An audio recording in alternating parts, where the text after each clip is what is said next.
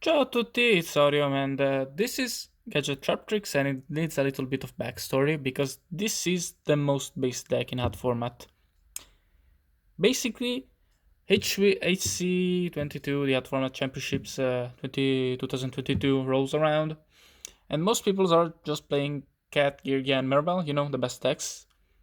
A little old poison here just waltzes in with Gadget Traptrix and makes top 8. Gadgets, I think it's the first time anyone has ever seriously tried gadgets in hot format. Takes fucking balls. So based poisoned right here, and this is a based list. So let's get into it. I have to also say that I was kinda wrong about heraldics being better gadgets. I think there's no about them being much better gadgets. I still think they're better than gadgets, but they're about on par. Kinda do the same thing, really. But this is a more controlled list than what I did. But yeah, we have of course two green, two red, and two yellow. No real need to go over that. It's Traptrix, so three Marmelio and two Dionia for the Traptrixes. Basically, all of these guys have on summon effects. So Soul Charge is pretty powerful in this deck. Like, just plus.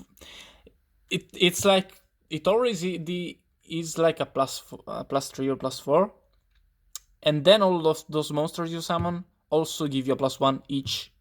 So it's like a plus 7 or a plus 8. Like if you summon 4 monsters with Soul Charge, it's a plus 7. That's pretty insane. So yeah. Then to help out with mostly the early game, we don't have Soul Charge, we have extenders, 2 Kagetokage and 3 Kagetokage and 2 Tin Goldfish. And then to round off the monsters, we are running 3 copies of Maxi. So that's it for the monsters. Let's get into the spells.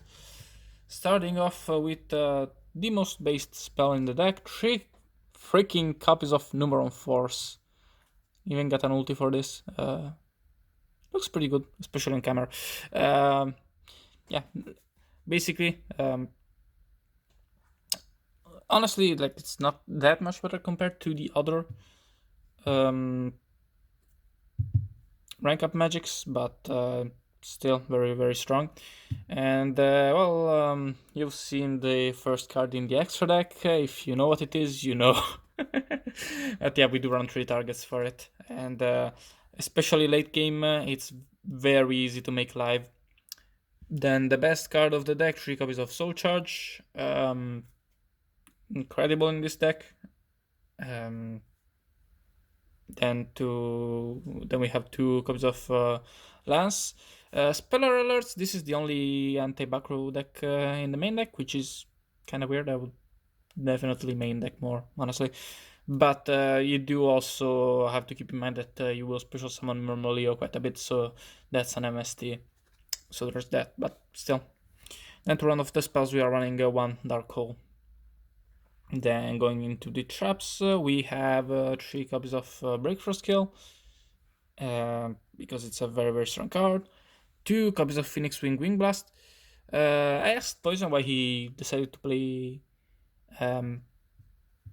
Gadget Traptrix, and he said that he wanted a Traptrix deck that could also play Phoenix Wind Blaster, so he went with Gadgets.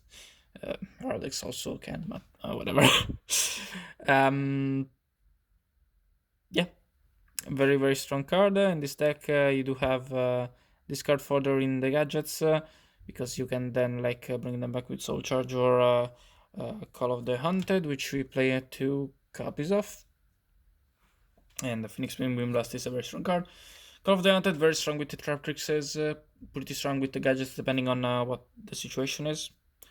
Then we are running, of course, Traptrix Triple Nightmare, Bottomless, Warning, Torrential, Compose. Yeah, that's it for the main deck. Going into the extra deck, we are running one C104 Masquerade Umbral Horror, I think. Let me read this. Pretty much on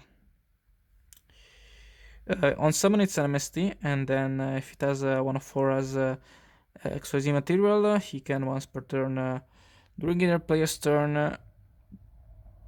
When a monster effect is activated on the opponent's field, he can detach a material, this negative effect, and then send a card from their hand to the graveyard at random and halve their life points. Talk about overkill. Sheesh. The only thing missing is destroying the monster it negates, but can't have it all.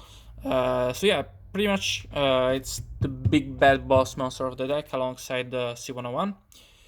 And we also have our third target in C80, which basically what these guys do. C101, he has the infinity suck up effect, and then if he gets destroyed while you have a 101 in the graveyard, you can revive him and gain 2800 life points back. And C80 banishes 3 cards pretty much. Has a thrice per turn, has a non once per turn banish a card on the field effect. Then for our other rank 4s, we are running the 104 for the Masquerade. Then 2 copies of 101 because it's 101. And in my opinion, in any deck that's playing Numeron Force, you should run 2 101s because honestly, like if you like, yes, you might go into one 101 and then need another for C101, but if your deck runs ranked magic, chances are you're just a rank 4 deck, runs nothing else, and oftentimes just 101, even without anything to suck up, just as something with protection, is your best option. So definitely run 2 copies of 101. Then we have, Exiton, Dweller, Rhapsody, Black Ship, standard stuff. Then we have Kangongon, which is good to end on Soul Charger. Protects you if you have in those cases. Then Heartturn Draco to close out games. Emerald to shuffle back all of your gadgets to keep gaining pluses with them.